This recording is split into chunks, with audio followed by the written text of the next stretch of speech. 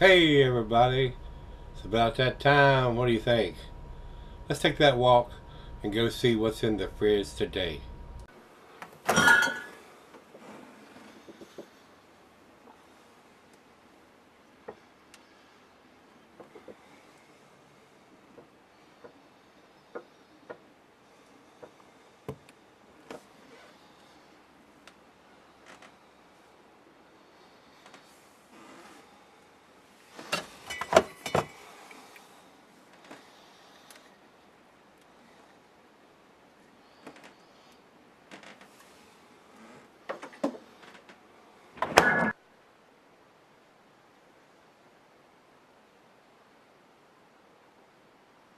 Hey everybody, thanks for stopping by Gregsbeerreviews today.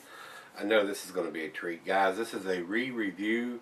I reviewed this beer back in 2012. I think Matt had sent it to me at that time, and this one comes from Ewan and Vasi sent me a couple of Surly beers, and I had actually reviewed those beers back in 2012 and found them pretty damn awesome. So I'm hoping my palate hasn't advanced or changed my opinion very much since then. And he took the time to buy those beers and send them to me, so it's been a couple years since I've done them, so let's re-review them and see how tasty they are. See if they're just as good as I remember them being. I can't get Surly beers here. I wish I could. I would definitely buy those beers if I could get my hands on them here. So thanks to Ewan and Vasi for sending that last beer mail package, and especially sending these two Surly beers, because don't think I've had a bad beer from those guys at Surly. So they do some pretty damn tasty stuff. So let's get on with this one. This is a 6.2%. It is a it says it's an IPA, guys. So it doesn't have that on the can, I don't think. It just says Furious Beer. And this one says, well, actually the can says it's 6.6%. So evidently they've changed it a little bit. It says here the IBUs are 99, but it doesn't have it written on the can anywhere. So not sure if that's accurate since they've got the ABV wrong.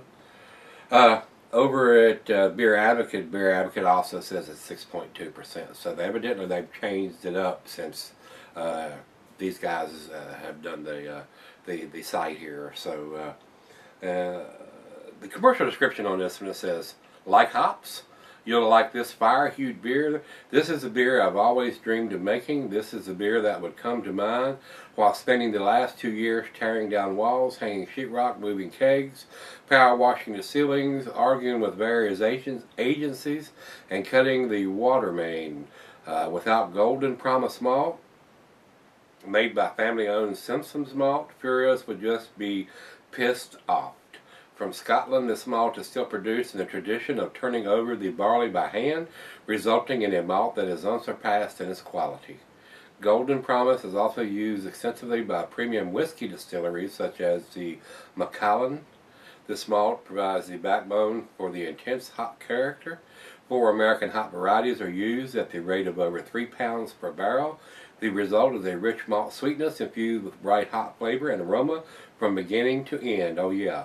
It's about 6% alcohol and around 100 IBUs. So they're just averaging that out, guys. So, it says 6.6, so it's increased from 6.2 when both of these sites were set up. Evidently it changes from time to time. So 6.6 on this one, getting closer to 7, almost to the Imperial Double IPA status. So. Food pairings for this beer is going to be your typical IPAs. Cuisine is your curry and your Thai food, and these are just suggestions from the website. And this comes from Rate Beer. Says the cheese of peppery Monterey, pepper jack, sharp blue, cheddar, your more pungent cheeses. The meat for this is poultry, fish, shellfish, and salmon, and I will add grilled meat to that because I like everything off the grill with a nice IPA, especially a hoppy IPA. I'm a hophead.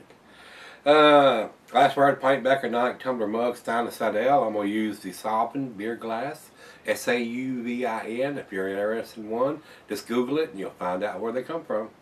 The beer is not recommended for extended cellarings, and they used to date the bottom of the can. This says canned on February 17th of 2015, so it's a shade over a month old.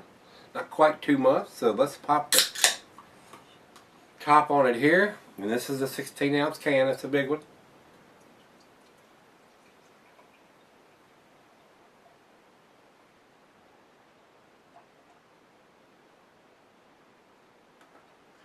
And says beer or a glass from a can, right on the top of the can there, right on the front in the black there. And the reason you should pour it into a glass instead of drinking it from a bottle or a can is because it releases the carbonation. If you pour it aggressive enough for you to get a head on it, it releases that carbonation. When you're drinking it from the can or drinking it from the bottle, you're ingesting that carbonation. That's what makes you burp a lot, and that's what fills you up faster. So another reason to pour it in a can. That way you get to look at it and enjoy the color and everything, and see how carbonated it is, and see how clear or cloudy it is. So, plus the aromas are allowed to escape, and you get to smell it, get to sniff it. All right, over to the light, guys. It is a rich caramel color. It has got a slight haze to it. I can see the bulb through it, but it is not perfectly clear. With that pour, we got about 1.5 fingers and down to about 1 finger now since I've been flapping my gums. Let's get a nose on it, guys. Oh yes, a nice grapefruity, pine-esque, a lot of tropical fruit notes in it. Mango, maybe some apples or pears or something in there, oranges. Very nice, very pleasant smelling beer. And with the malt that they've used, the what is it, Golden Promise, is that what I said? Yeah, I think that's what it is, Golden Promise from Scotland. Got a wonderful aroma, guys. It's about that time, ain't it? It's a beer 30 there? It is here. Cheers, everybody. Cheers, Ewan and Vassy. Thank you, guys.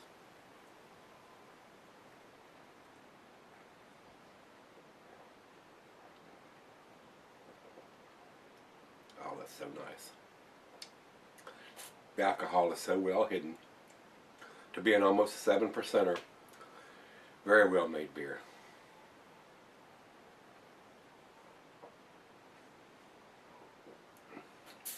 Very citrusy. Like I said, I'm getting the grapefruit and slight hints of pine and maybe some mango or apples or pears or oranges in there. Very nice.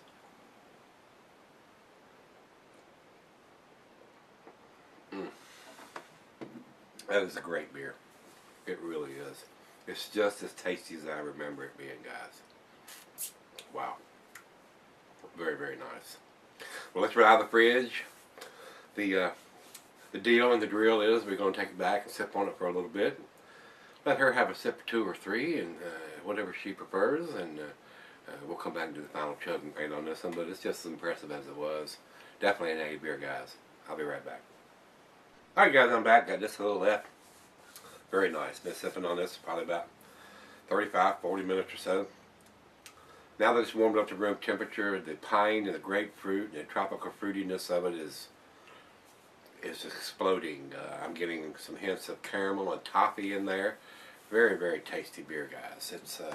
It's awesome. Like I said earlier, if I could get their beers here, you would see them in the fridge all the time. They make a top-notch beer. It's a very well-made beer. Still, the alcohol is very, very well hidden for almost a 7%, 6.6%. So, it's got the information on there. It's got the ABV. It's got the canned on date on the bottom of it.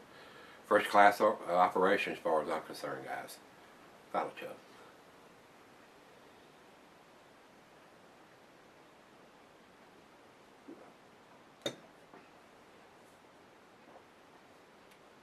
Wow. Very nice. Very, very nice. Very easy drinking for an ABV beer this big. A lot of flavor. A lot of hops. The Scottish malt that they use is very tasty. Blends very well together. Awesome beer, guys.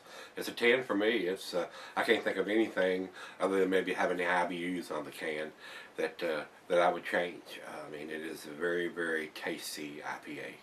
So let's go over to Beer Advocate. Beer Advocate says 96 and they're world class. Would not argue with that whatsoever. It is a world-class beer, guys. And Rate Beer has 100 overall and 100 in the style. So those numbers don't get no better than that. So it's a 100. It's a 10 for me. It's very, very tasty, guys. So the re-review for Surly Furious is just as good as it was back in 2012 when I originally had it the first time. It's just as impressive. So you guys up there in Minnesota, where this comes from, Minneapolis, Minnesota, great beer, great beer. Y'all pretty lucky to be able to get these beers up there. So wish you had come a little further out here toward Virginia. So anybody got any influences? Put the bug in somebody's ear if you do. So guys, if you've had this from Surly, their Furious IPA, let me know what you think. I think it's awesome. Alright, thanks Ewan and Vassy for sending it to me. Let's go see what's in the fridge tomorrow. Come on back. I'll see you then.